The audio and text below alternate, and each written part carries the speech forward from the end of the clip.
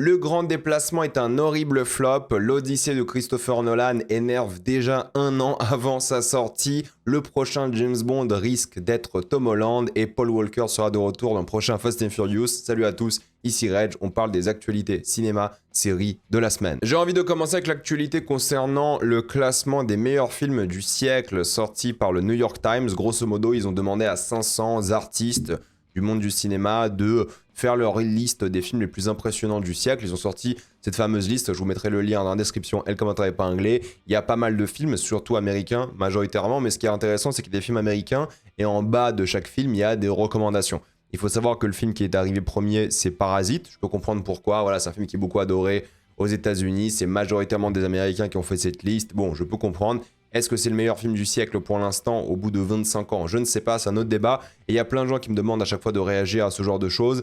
Bon, faut savoir que c'est dur de réagir en vidéo YouTube à ce genre de choses parce que y a 100 films, faut en parler un petit peu, ça prend du temps. C'est un truc d'organisation. Je les ai pas tous vus. Il y a 9 films que j'ai pas vus pour le coup du siècle de cette liste, mais j'ai vu le reste. Donc c'est toujours un peu compliqué. C'est pour ça que ce genre de truc, où je le fais sur TikTok ou sur Twitch et je garde les vidéos YouTube pour ce genre de choses. Mais vous avez les rediffs pour ceux que ça intéresse évidemment sur les plateformes Twitch ou la chaîne secondaire. Mais c'est pour ça que je réagis pas ici à ce genre d'actualité parce que le format YouTube est pas vraiment adapté, je trouve. Enfin, je veux dire, s'il faut parler de ces films 100 films en une vidéo, ça va prendre des jours à faire cette vidéo parce qu'on va pas parler de 30 secondes de chaque film.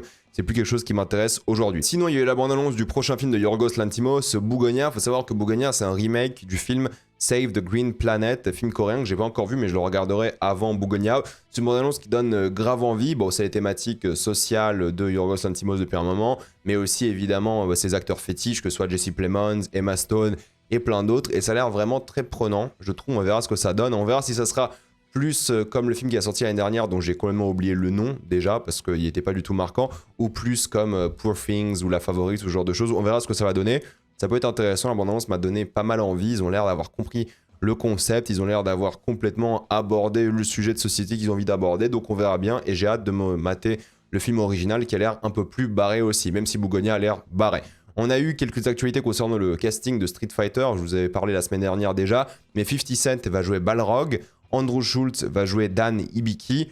Écoutez, moi je suis pas un grand fan de Street Fighter, mais pour les fans du jeu vidéo, peut-être c'est une bonne nouvelle, je n'en sais rien, je connais pas les personnages, mais voilà, au moins vous avez le casting. Paul Dano va écrire et réaliser un film, il sera produit par les Daniels, vous savez, hein, les Daniels, ils ont bossé avec Paul Dano sur Swiss Army Man, ou ils ont bossé sur Everything Everywhere All at Once, qui a gagné beaucoup d'Oscars, donc ils vont produire son film. Je suis content parce que Paul Dano, c'est un super acteur, de une, mais je pense qu'en termes de réalisateur et de scénariste, ça peut carrément le faire aussi, donc j'ai hâte de voir ce que va donner son projet dans quelques années. Si on parle de projets, il y en a 5 projets Transformers qui ont été annoncés, plus ou moins. Il y en a 2 qui n'ont pas encore été annoncés. Pour le coup, on ne sait pas si c'est de l'animation, du live action, mais en tout cas, le réalisateur de Transformers 1, Josh Cooley, que vous voyez ici, il va réaliser un film Transformers live action. Ce que je trouve un peu décevant, parce qu'en réalité, le Transformers 1 était peut-être le meilleur film Transformers de la saga, donc j'aurais bien aimé qu'il fasse un autre film d'animation, mais malheureusement, c'était un flop, c'est ça la vérité, même si les gens l'ont beaucoup aimé, c'était un flop. Du coup, il va réaliser pour la boîte et pour la franchise un film live action. Et il faut savoir que le projet G.I. Joe Transformers, le crossover, est encore prévu, mais il n'y a pas encore plus d'informations depuis. Et aussi, Michael Bay a envie de revenir dans la saga Transformers. On ne sait pas s'il va produire un film, mais il développe un projet pour l'instant. Peut-être en tant que scénariste, peut-être en tant que réal, peut-être juste en tant que producteur, on ne sait pas. Mais il va sûrement revenir dans l'univers d'une manière ou d'une autre. Et à la fois, je trouve ça un peu triste parce qu'en fait, Michael Bay, il a envie de faire plein de projets. Et moi, je maintiens que c'est un bon réalisateur, hein, Michael Bay. Il a envie de faire plein de projets, mais personne ne veut les financer. Du coup, peut-être là, c'est une manière de dire, ok, je reviens, je fais un Transformers, mais en échange, vous me financez 1 ou 2 films à côté. Je fais votre blockbuster, je rapporte plein d'argent. Et ensuite, vous me laissez un peu, la possibilité de faire ce que j'ai envie de faire. On va voir ce que ça va donner. Mais bon, Michael Bay, il est bon, hein. J'ai toujours dit, il a fait des super bons films à chaque fois, ou presque, hein. Donc je suis content qu'il revienne, qu'il se fasse de l'argent, qu'il fasse encore une franchise qui cartonne, mais j'aimerais bien qu'il fasse d'autres choses et j'espère que ça va lui permettre de faire d'autres choses comme ça. Un truc assez intéressant, c'est le co-scénariste de Brokeback Mountain qui a dit qu'il savait que le film n'allait pas gagner l'Oscar du meilleur film parce que Clint Eastwood ne l'a pas vu.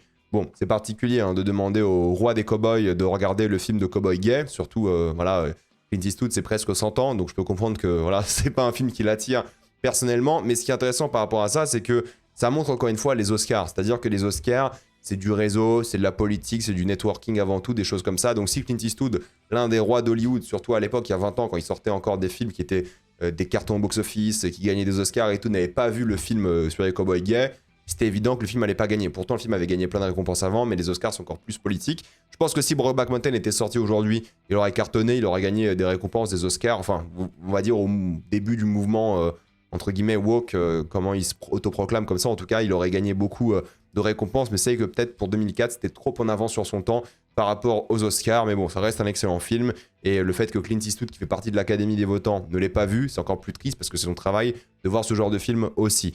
Donc bon, c'était sûr qu'ils n'allaient pas gagner malheureusement, d'après lui, et c'est triste que ça soit comme ça, les Oscars, mais ça a toujours été comme ça malheureusement, même si ça change un petit peu. Mais à l'époque, rappelez-vous, j'avais fait une vidéo sur les Oscars où j'expliquais le fonctionnement. À l'époque, il y avait encore plus de vieux dans l'Académie des Oscars. Beaucoup de personnes qui s'intéressaient uniquement à un genre de film, très peu de diversité, des choses comme ça. Maintenant, ça a changé, mais c'est qu'à l'époque, c'était pas du tout le cas. Si on parle de vieux réalisateurs, entre guillemets, avec tout le respect, c'est Steven Spielberg qui a dit qu'il fera des films toute sa vie, un peu comme Clint Eastwood, hein, disons les choses, qui a 95 ans qui fait encore des films. Spielberg, c'est la même chose. Il va faire des films toute sa vie, il a dit, jusqu'à sa mort. Et je trouve que c'est intéressant. Je trouve que c'est le cas de beaucoup de réalisateurs.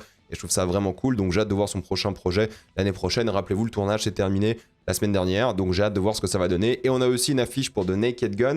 Je crois qu'en français, ça s'appellera Y a-t-il un flic pour sauver le monde? Et j'aime beaucoup parce que pour l'instant, en termes de marketing, ils ont vraiment géré le marketing du film. Non mais vraiment, entre cette affiche où il y a marqué No AI was used in the making of this post, où il y a genre 9 doigts, c'est génial, les bandes annonces étaient top, ça donne envie clairement de voir le film. Il va pas remplacer Leslie Nielsen, hein, mais ça donne quand même envie de voir le film. Si on part de box-office, il faut parler de F1, qui a donc rapporté 144 millions de dollars lors de son premier week-end d'exploitation dans le monde. Le budget est estimé à 300 millions, donc c'est pas énorme en soi, il faudrait que le film fasse 700, 800, voire 900 millions pour être rentable, ça dépend combien d'argent ils ont mis dans le marketing, mais c'est le meilleur démarrage de l'histoire d'Apple. Et Apple, ils ont arrêté le cinéma. Ils ont dit qu'ils vont faire des films de streaming. Mais si ce film cartonne, peut-être ils vont faire plus de films de cinéma.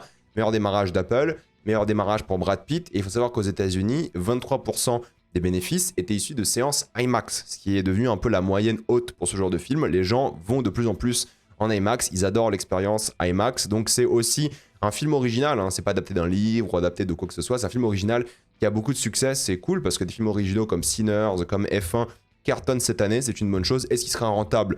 On verra si le bouche à oreille est bon, si les gens vont le voir, mais il faudra qu'il fasse comme beaucoup d'argent pour être rentable, mais c'est quand même un début qui n'est pas horrible en soi. C'est horrible par rapport au budget, en réalité, mais en tant que film original, c'est très très bien. C'est ça qu'il faut prendre en compte aussi. Mais vu le budget de 300 millions, ça c'est assez hardcore mine de rien. On a 28 ans plus tard, qui lui a un budget bien plus réduit, hein, de 60 à 75 millions, qui a dépassé les 100 millions, ce qui est vachement bien.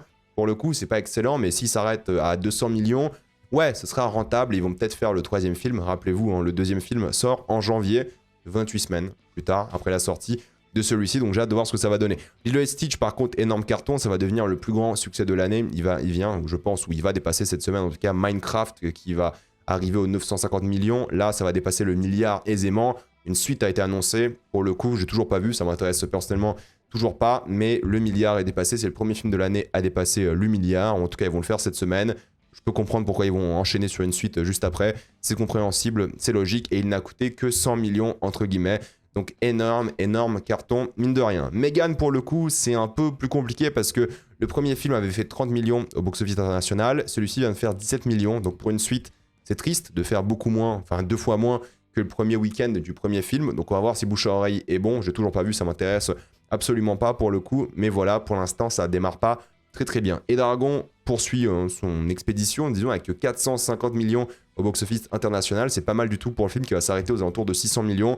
Pour un budget de 200 millions, c'est même assez bien. Donc oui, la suite est déjà prévue et je pense qu'ils vont refaire la trilogie. J'ai dû couper mon tournage pour parler de cette œuvre parce que la bande-annonce est sortie pendant que je tournais ma vidéo. Mais grosso modo, c'est la bande-annonce de Project Hail Mary qui est sortie, le prochain film de Chris Lord et Phil Miller, donc les créateurs de films comme Jump Street ou même le Spider-Verse récemment. Et c'est un film avec Ryan Gosling, Sandra Hüller, adapté d'un livre quand même assez connu du même nom. Et je dois vous admettre que ça donnait pas mal envie, ce mec un peu perdu dans l'espace, entre guillemets, qui devait contacter encore une fois la NASA, travailler ensemble. C'était pas un astronaute, mais il travaillait quand même pour eux. Il y avait des choses intéressantes par rapport à ça. Et ensuite, il montre qu'il y a des aliens.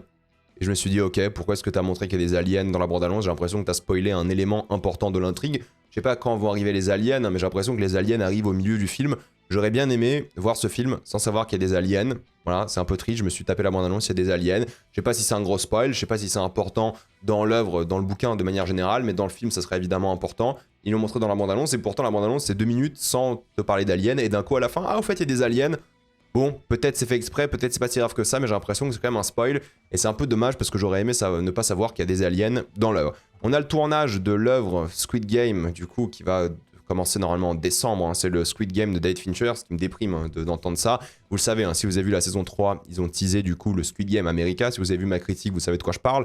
Mais bon, voilà, ils ont teasé la suite. Et le tournage devrait commencer en décembre à LA par David Fincher. On ne sait pas s'il sera réel, scénariste ou quoi, mais il sera producteur, ça c'est sûr. Ça sera sa série, entre guillemets, comme l'était un petit peu Mindhunter. Même s'il n'était pas showrunner de Mindhunter, il y avait sa patte, on va dire, sur Mindhunter. Là, ça sera peut-être pareil. Squid Game America, tournage sûrement pour fin d'année, sortie, j'imagine, ou fin d'année 26 ou début 27, à voir combien de temps va durer le tournage. Je pense que ce sera un énorme succès personnellement. Je pense que tout le monde va se ruer sur ça. Ils vont mettre des stars. De toute façon, si vous avez vu la fin de Squid Game saison 3, vous savez qu'il y a une grosse célébrité tout de même dans l'œuvre et ils vont mettre des stars, j'imagine, quelques autres acteurs et tout. J'ai pas envie de le voir, ce projet, ça m'intéresse pas du tout, mais le tournage va commencer en fin d'année normalement. Mark Hamill est toujours déçu hein, concernant le traitement de Luke Skywalker dans l'épisode 8. Je veux dire, Mark Hamill, il est temps de passer à autre chose. Hein. Je suis bien conscient que les journalistes posent des questions constamment, mais il y a un moment, t'as pas compris ton personnage, c'est ok. Tu voulais qu'il soit un boy scout et tout, chose pas intéressante. T'aimes pas le 8, t'aimes pas le personnage. Ok, très bien, passe à autre chose. C'était très bien, le 8, c'était le meilleur de la trilogie de loin et l'un des meilleurs projets Star Wars. T'as fait n'importe quoi sur le personnage, tu l'as pas compris. C'est ok, c'est pas grave, je veux dire, c'est pas toi le scénariste, tant mieux, parce que la manière dont lui il a expliqué le personnage de Luke et comment il l'imaginait, on dirait, vous savez, c'est histoires fanfiction à la con. Donc je suis bien content qu'il soit pas scénariste, mais il y a un moment, Mark Hamill, il est temps de passer à autre chose et accepter que le 8 est bien et que ton personnage était bien traité dedans. Il y a une nouvelle affiche pour Alien Earth qui était diffusée. Alien Earth a toujours des affiches incroyables, j'en parle presque chaque semaine, j'ai hâte que la série sorte et j'espère qu'elle sera bien, mais celle-ci encore une fois, voilà, le facehugger qui donne naissance au chestbuster qui fait une sorte de chaîne de montagne, c'est assez génial, donc vraiment fan de ce genre d'affiche, j'espère que la série va gérer, on en parlera évidemment. Il y a eu la première image de Quaritch dans Avatar, et je parle uniquement de cette image, parce que je n'ai pas l'habitude de commenter les images en réalité, parce qu'il n'y a toujours pas de bande-annonce. Le film sort dans 6 mois, moins que ça d'ailleurs, il n'y a toujours pas de bande-annonce d'Avatar 3. Qu'est-ce qu'ils font chez Disney?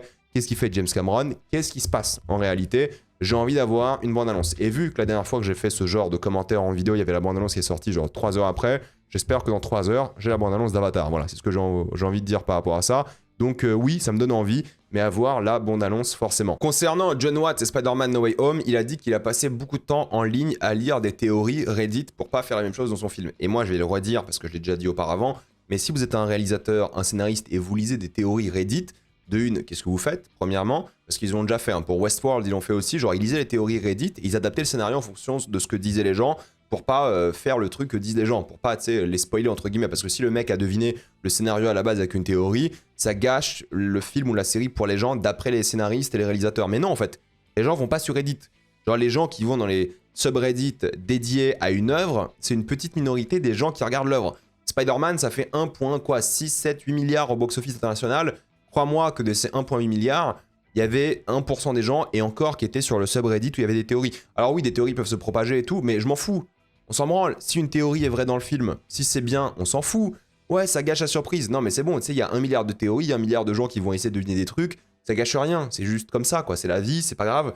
C'est ok de faire des théories, c'est ok de pas les lire, et vous devriez pas les lire. Faites ce que vous pensez, et la bonne chose. Vous adaptez pas au public. Alors, c'est ok de faire des focus group, de tester des choses sur des, je sais pas, des fins, des trucs avec des audiences tests et tout, ça c'est ok. Mais si tu lis des théories constamment, tu deviens fou, tu adaptes ton scénario comme il faut pas, et je pense que c'est ridicule. Donc ne faites plus de théories, concentrez-vous sur l'œuvre, sur le scénario, sur ce qui est intéressant, et puis basta. Laissez pas Reddit vous influencer, mais Reddit, parmi toutes les plateformes du monde, c'est Reddit qui vous influence. Non, arrêtez vos conneries, et c'est pas que Jon Watts, il y a plein de gens qui font ça, et c'est pas normal, et c'est même un peu grave. Mais bon, j'espère qu'au moins Matt Reeves, qui a donc enfin rendu le scénario de Batman 2, c'est bon, le scénario est bouclé visiblement. Alors peut-être il peut être réécrit, des choses comme ça, mais le scénario, c'est bon. Ils vont commencer le tournage en fin d'année ou début d'année prochaine, pour le coup, pour une sortie du coup octobre 2027, c'est pas pour tout de suite, mais ils ont enfin le scénario tant attendu. Donc ça va bientôt commencer la pré-prod et le reste, donc le film sortira évidemment, vous inquiétez pas, normalement c'est bon, ça commence,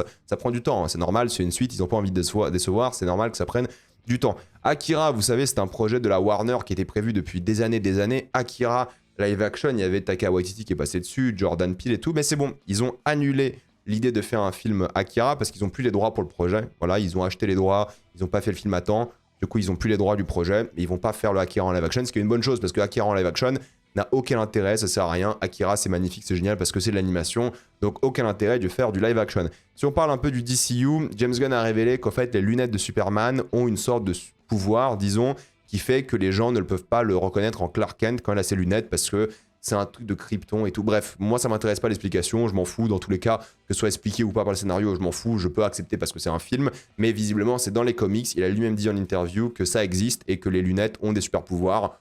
Je m'en branle. Honnêtement, lunettes, pas lunettes, je peux accepter le fait que les gens ne le reconnaissent pas, ça va pas gâcher mon film, mais là, il a donné une explication scénaristique. Les sorties de la semaine, c'est Old Guard 2, je ne compte pas regarder, le 1 était pourri, je vais pas regarder le deuxième. Heads of State, ça a l'air vraiment mauvais, je compte pas regarder non plus. Jurassic World Rebirth, alors ça, je vais en Belgique pour le voir, parce que, pour rappel, hein, la sortie de Jurassic World, c'est vendredi en France, parce que justement, il y a la fête du cinéma, et ils n'ont pas envie de perdre de l'argent avec la fête du cinéma, parce qu'elle est jusqu'à mercredi. Donc, en Belgique, par contre, il sort le mercredi. Moi, j'irai en Belgique pour le voir, pour vous faire ma critique le jeudi. Mais le film sort bel et bien le vendredi en France. Et j'imagine au Canada aussi. Même peut-être il y a des avant-premières, j'en sais rien. Mais en Belgique, par contre, c'est mercredi. Et j'irai le voir mercredi à Bruxelles. Ensuite, on a l'accident de piano, le Quentin Dupieux qui sort. Moi, Dupieux, j'y arrive plus. Franchement, je suis en overdose totale. Donc, je pense pas que j'irai le voir. Pour le coup, Matérialiste, apparemment, c'est bien. J'irai le voir, mais j'aurai pas de critique à chaud. J'aurai une critique multiple. Vous savez, bilan. Qui sortira, j'imagine, dimanche avec plein d'autres œuvres. Et Ugly Stepsister, que j'ai vu, qui est pas mal du tout. Pour le coup, qui sort aussi mercredi. Si vous aimez l'horreur, ça peut être vraiment divertissant. Mais encore une fois, j'en ferai une critique ce week-end. Le film qui se fait défoncer, hein, c'est Le Grand Déplacement. Il se fait défoncer pour plusieurs raisons. Disons les choses. Premièrement, le racisme. Je vais vous expliquer pourquoi après. Mais grosso modo, première journée, il a fait 8000 entrées. Donc c'est un énorme flop, disons les choses. En termes de box-office, c'est un échec colossal. Cependant, vu que le budget est 17 millions et 4 millions d'argent public, France 2, la région Île-de-France et du coup le CNC, les gens gueulent, ils disent ouais, encore de l'argent public pour financer des merdes et des choses comme ça. Alors j'ai vu le film, il est pourri. Voilà, je vous le dis tout de suite, c'est à chier, c'est nul, c'est horrible. C'est un très mauvais film, je voulais en faire une critique et tout, mais je me suis dit pas le temps de une et je vais pas faire une critique de ça quoi. C'est nul à chier, j'en parlerai encore une fois en vidéo bilan ce week-end. Mais grosso modo, encore une fois, moi ce qui m'énerve, c'est le débat autour de ça. C'est pas de l'argent gâché. Parce que premièrement, la majorité du budget, c'est Gaumont, c'est Netflix, c'est TF1, c'est des boîtes privées qui mettent de l'argent dedans. Mais c'est vrai qu'il y a de l'argent public. Alors le CNC, il est financé par les tickets de cinéma. Donc si vous allez au cinéma, vous financez le CNC. Donc c'est logique que l'argent des gens qui aiment aller au cinéma financent des films de cinéma. Ensuite, c'est France 2 et la région Île-de-France. Et c'est pareil. En fait, quand vous prenez l'argent public, il y a des quotas. Il y a des minimums de dépenses. C'est-à-dire que vous gagnez, je sais pas, 3 millions. Bah, il faut dépenser 3 millions. C'est comme ça. Et il faut dépenser dans la restauration, de l'hôtel et tout. Donc en fait, c'est un investissement dans une région, dans un endroit. Ça marche comme ça, hein. C'est investi pour créer de l'art. Excusez-moi, moi je trouve ça ok d'investir pour créer de l'art, même si l'art est pourri. Bah, en fait, je préfère avoir ce système-là où on fait des boosts comme Le Grand Déplacement à 17 millions que le système américain où le mec qui met 10 ans à faire de Brutalist qui coûte 10 millions parce que personne ne veut financer son film. En France, de Brutalist, il est financé pour le coup. Donc c'est ça qui est bien. Oui, parfois il y aura des boosts, parfois il y a des trucs qui sont bien, mais pareil, Le Grand Déplacement, on ne savait pas que ça allait être nul parce que Jean-Pascal Zadi sort de succès sur Netflix, il sort de Tout Simplement Noir qui était un succès. En vrai, on pouvait peut-être lui faire confiance. On s'attendait peut-être à un succès au box-office. Donc en vrai, c'est un pari risqué qui n'a pas marché. Mais encore une fois, votre argent public, et vous n'avez même pas dépensé 1 euro hein, pour ça en réalité, il va dans l'économie locale. Peut-être l'argent qui a été dépensé dans ce film-là, il a nourri votre famille. Il a nourri peut-être les gens qui s'occupent de la restauration, de l'hôtel et toutes les choses qui vont autour du budget du film de manière générale. Donc c'est pas du blanchiment d'argent, des conneries comme ça, c'est un investissement dans un projet artistique. Qu'on aime ou pas, moi ça me dérange parce qu'en fait à chaque fois ils gueulent sur les mêmes projets. Ils gueulent sur les projets avec des noirs, avec des femmes, on avait avec Toute pour une, hein, c'est qui est sorti en début d'année. Oui c'est des films de merde, mais au moins c'est la création artistique et vous parlez jamais des films qui sont bien, parce que vous allez pas les voir non plus, qui sont intéressants, qui sont financés avec de l'argent public, parce qu'en fait tous les films français sont financés avec de l'argent public. Et soyons logiques et honnêtes, c'est du racisme par rapport à ça, les gens qui gueulent, parce qu'en fait ils vont pas gueuler par rapport à ça. Ça c'est 13 jours, 13 nuits, ça a coûté 27 millions et c'est aussi un flop au box-office sorti. Alors peut-être pas la même semaine, ou presque, hein, mais sorti au même moment, plus ou moins. Et c'est un flop aussi. Et ça a coûté 10 millions de plus que Le Grand Déplacement. Mais personne gueule sur le flop de ça. Pourquoi ? On sait pourquoi. Disons les choses, on sait pourquoi ça gueule pas sur le flop de ce film. C'est un énorme flop aussi, hein. Personne n'a allé le voir. Hein. C'est un échec et il a coûté plus cher. Et il y a l'argent public aussi dedans. Mais les gens gueulent quand c'est des femmes, quand c'est des noirs, des minorités. Là, ça gueule pas. Ça gueule beaucoup moins. Pourquoi ? Parce que ce film, il est beaucoup moins mis en avant par les racistes. Pourtant, c'est aussi un énorme échec. Apparemment, il est pas bien, en plus de ça. Mais je l'ai pas vu, celui-ci, je vais pas me prononcer là-dessus. Donc c'est ça qui m'énerve. C'est au fait, ils vont gueuler sur les films comme ça. Ils sont nuls, hein, je précise, parce que c'est l'argent public. Mais en fait, tous les films français, c'est l'argent public. Tous. Mais vraiment, tous. Donc en théorie, il faut gueuler sur tous les films. Mais non, ils prennent comme ça des films qui ont cette gueule, qui ressemblent à ça, pour les attaquer. Par contre, quand c'est Cocorico, quand c'est Qu'est-ce qu'on a fait au bon Dieu, ça gueule moins, forcément. Pourtant, c'est l'argent public aussi. C'est de la merde aussi. Bon, voilà, vous êtes d'accord qu'il y a quand même un truc assez bizarre des gens en ligne par rapport à ce genre de projet, et beaucoup moins par rapport à ça. Si vous voulez gueuler sur le cinéma français, bah vous devez gueuler sur tous les films qui sortent. Mais tous. Parce que tous sont majoritairement des flops, premièrement par rapport à leur budget, mais on a un système en France qui fait qu'on peut créer de l'art, que ce soit bien ou pas, et parfois ça cartonne, parfois ça marche bien, parfois ça marche moins bien, parfois ça va aux Oscars, hein, je veux dire Anatomie d'une chute, c'est allé aux Oscars. On est d'accord. Donc bon, il y a un moment, il faut arrêter un peu avec ça, faut arrêter de gueuler, et peut-être je ferai une vidéo sur le cinéma français, encore une fois, parce que c'est ridicule à ce stade. Un truc qui va énerver aussi beaucoup de personnes, vous le savez, hein, c'est Denis Villeneuve qui réalise le prochain James Bond, et il faut savoir qu'il n'aura pas la final cut. Donc c'est Amazon qui va décider du montage final du film et des décisions qui sont faites par rapport au film, ça sera eux, et c'est peut-être pour ça que Nolan n'a pas accepté, parce que Nolan, c'est un mec qui veut le final cut. Denis Villeneuve a accepté de ne pas avoir le final cut, donc c'est Amazon qui va décider de la fin, et ils ont dit que du coup qu'ils cherchent un scénariste, et c'est important parce qu'ils ont le réal, ils cherchent les scénaristes, et il n'y aura pas d'acteur qui sera révélé, et ils vont pas décider d'ailleurs de l'acteur de manière générale tant qu'ils n'ont pas le scénario. Donc là, il faut qu'ils trouvent le scénariste, ensuite il faut qu'ils écrivent le scénario, ça va prendre des mois, voire un an, on ne sait pas pour l'instant. Il n'y a qu'un seul film qui est prévu de la part de Denis Villeneuve, peut-être si c'est un succès, il en fera un deuxième, on ne sait pas. Pour l'instant, la date de sortie prévue c'est 2028-2029, comme je l'ai dit du coup la semaine dernière. C'est un peu étonnant parce qu'un projet James Bond, il y a toujours eu maximum 6 ans d'écart. Là, on sera sur 7, 8, voire 9 ans d'écart entre des films James Bond. Et la mauvaise nouvelle, entre guillemets, me concernant, c'est qu'en fait, ils veulent un James Bond de moins de 30 ans. D'après Amazon, avant, c'était Barbara Broccoli qui se battait en mode non, on veut un James Bond trentenaire, expérimenté et tout. Là, ils vont aller dans la direction Origin Story de James Bond. Donc, les candidats favoris pour l'instant d'Amazon sont Tom Holland, Harry Dickinson et Jacob Elordi, et moi ça me donne pas du tout envie. Genre aucun des trois, elle est peut-être un peu Harry Dickinson, je le vois un petit peu en James Bond, je pense qu'il peut faire le taf, il a un truc de charisme et tout, mais les deux autres, c'est des bons acteurs, hein. Tous c'est des bons acteurs, je précise, hein. Mais honnêtement, je vois pas du tout en James Bond, sauf peut-être un peu Dickinson. L'idée de faire un James Bond qui a 28-29 ans, j'ai un peu du mal aussi, honnêtement, bah prenez un gars qui a 37, 38, 39, c'est pas l'approche, donc ils vont faire un nouveau James Bond, jeune, sûrement pour attirer un public plus jeune aussi qui se désintéresse forcément de James Bond. James Bond, c'est un peu devenu une saga, je dirais pas de boomer, mais de trentenaire, quarantenaire, parce que voilà, c'est comme ça que les films ont évolué. Alors, ça veut pas dire qu'il n'y a pas des jeunes qui aiment James Bond, hein, on en fait partie, mais c'est vrai que voilà, James Bond, ils ont envie de rafraîchir la franchise pour l'instant. C'est pas sûr, mais c'est la priorité d'Amazon. Moins de 30 ans pour l'acteur et qu'ils aillent dans une direction qui fait presque origin story, jeunesse. Moi, je trouve que c'est une idée qui est à chier, honnêtement, mais on verra ce que ça donne. Il n'y a pas encore de scénario, donc on sait pas pour l'instant. Mais si c'est l'un des trois, moi, je serais pas content, honnêtement. Prenez un gars qui a 30 et quelques ans. Voilà, prenez un trentenaire et quelques, allez dans une direction où il est un peu plus expérimenté, plus âgé, plutôt qu'une origin story, quoi. Peut-être ils vont faire le lien avec le jeu vidéo et tout, mais honnêtement, moi, je trouve que c'est pas une bonne idée, ça m'intéresse pas des masses. On a une actualité concernant Paul Walker. Alors, techniquement, c'est pas Paul Walker, hein, mais ça sera du coup son personnage de Brian qui sera de retour l'an prochain Fast and Furious. Ils l'ont confirmé, Vin Diesel l'a dit, il sera de retour et il faut aussi confirmer que du coup, ça sera un film sur la culture de rue, sur le street racing dans la rue de manière générale. Ils vont aux sources de la saga. Et moi, je vous le dis, hein, les sources de la saga, ça n'a jamais été bien. Enfin, les premiers Fast and Furious, mis à part Tokyo Drift, sont pas bien. Donc, ce qui était bien dans Fast and Furious, c'est quand ils ont commencé à aller dans un délire bien plus grand. Genre le 5, 6, 7. Ça, c'était l'âge d'or de Fast and Furious. Le Tokyo Drift est très sympa aussi, hein, mais en réalité, c'était pas bien. Les premiers sont pas bien, soyons honnêtes, soyons logiques. Mais ils veulent aller dans cette direction, ce que je trouve un peu nul, parce que rappelez-vous, le dernier se finit avec littéralement un barrage qui explose. Ils n'ont pas commencé le tournage, ils ont visiblement pas de scénario, mais on sait que du coup, une version de Paul Walker sera de retour, et je trouve ça un peu déprimant, un peu nul, mais c'est comme ça. Voilà, c'est l'approche qu'ils vont avoir avec ce projet. Et ouais, moi je trouve pas ça bien du tout, mais bon, voilà, c'est comme ça. Qu'est-ce qu'on peut faire? Et le projet de Nolan énerve déjà. Alors non pas parce qu'il y a Charlize Theron au casting, elle va jouer Circe, donc ça c'est cool. Elle va bientôt commencer sa partie du tournage, et le tournage est toujours pas fini, hein. Ils espèrent terminer avant la fin de l'été. Apparemment Nolan est en Islande en ce moment pour le tournage. On va voir ce que ça va donner. Mais c'est la fameuse tagline qui a été révélée. Alors il y a une affiche qui a été diffusée concernant l'œuvre. C'est pas une affiche officielle pour l'instant, mais vous voyez, elle est dans certains cinémas, mais c'est pas officiel, ça n'a pas été partagé par les chaînes officielles, mais il y a marqué Defy the Gods sur l'affiche, et forcément ça énerve les gens. Pourquoi? Parce que d'après les gens, Ulysse n'a pas défié les dieux. Ulysse a été aidé par les dieux, ce qui est vrai, pas vrai, parce qu'il a quand même défié certains dieux, je dis l'affront de Poséidon dans l'œuvre, bref, peu importe, mais ça énerve beaucoup de gens parce qu'en fait, il est aidé par les dieux. Et moi, je vais vous dire un truc, Defy the Gods, c'est giga stylé. Voilà. Ça s'arrête là, en fait. Si Nolan, il veut faire Defy the Gods, défier les dieux parce que c'est stylé, il fait ce qu'il veut. C'est une adaptation. Une adaptation. Une adaptation n'a pas besoin de respecter l'œuvre originale. Arrêtez de faire les bandeurs de l'Odyssée, s'il vous plaît. Les puristes de l'Odyssée. Non mais arrêtez, sérieusement. Et toutes les œuvres, hein. Je veux dire, si c'est bien, c'est bien. même une œuvre que j'aime bien, s'il adapte et c'est complètement différent de ce que moi je connais, mais c'est bien, on s'en fout. Donc là, s'il veut défier les dieux, bah giga stylé, giga cool, giga bien. Moi, je lui fais confiance. Nolan, avec le plus grand budget de sa carrière, qui fait l'Odyssée, l'œuvre la plus connue de tous les temps, en mode IMAX, 100% IMAX pellicule, c'est une dinguerie. D'ailleurs, il y a marqué sur l'affiche « Shot entirely on IMAX ». Donc si Nolan veut faire ça, il fait ce qu'il veut.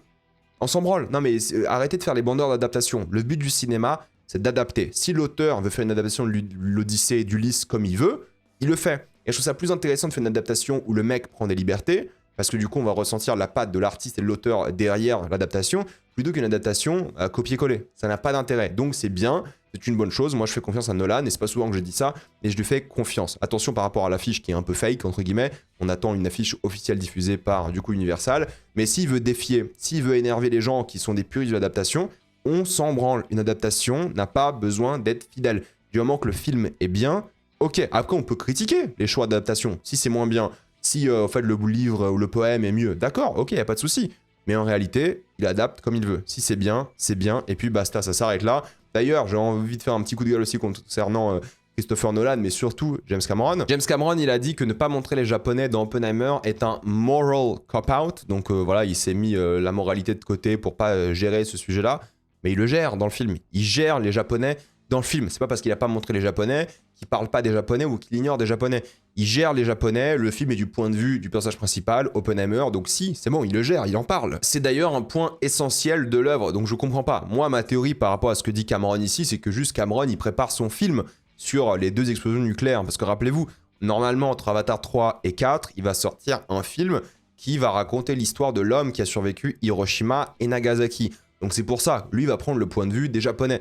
Donc oui, c'est intéressant pour lui, ça sera son film, mais le film d'Oppenheimer, oui, parle aussi des Japonais, mais différemment. Il n'a pas du tout ignoré les Japonais. Donc jamais compris cette critique, mais pour moi, c'est vraiment, voilà, il fait du marketing déjà, il met un peu en avant son projet à lui, qui lui va parler des Japonais, qui va parler des explosions, qui va sûrement montrer les 2 explosions. Il a rencontré la personne qui a vraiment survécu, c'est une sorte de biopic, entre guillemets, donc je pense que c'est pour ça. Mais honnêtement, pour moi, Cameron, il a tort sur cette question. Voilà, c'était les actualités de la semaine. Mettez-moi dans les commentaires ce que vous en pensez. Avez-vous adoré, détesté? Désolé, hein, c'est difficile de tourner parce que j'ai éteint la clim quand je fais le tournage pour voilà, pas faire de bruit et tout, mais c'est vraiment dur, il fait super chaud, il doit faire trop chaud, voilà, c'est la canicule en ce moment.